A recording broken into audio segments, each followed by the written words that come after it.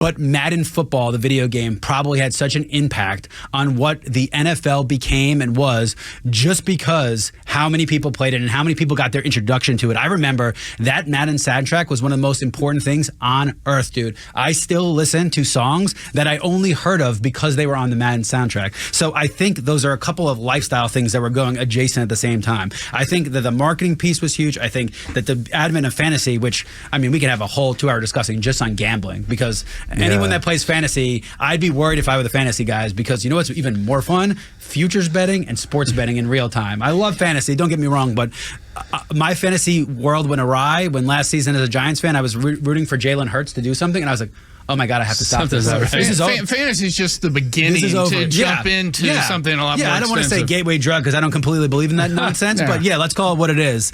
So Tripp has joined us. Yes. So Tripp was, I think he was on the NFL field and he was playing some football and he got tackled hard. Now he's joining the conversation. Now I'm limping slowly. Now he's limping slowly over. All right, so we're talking NFL. We're talking how we've got here. So I'm going to cover a couple of points from my notes. Let's talk about you said this about the guys dressing similarly and everyone being, let's talk about the influence on American values. Let's talk about the Maddens of the world and Monday Night Football. Let's talk about when you were playing, what are some of the things your coaches were telling you? What were your managers telling you about just how big the NFL was and what things were they were doing to try to set up this marketing behemoth that they've created? You know, it's always been, they always say it's like about the shield, the NFL logo.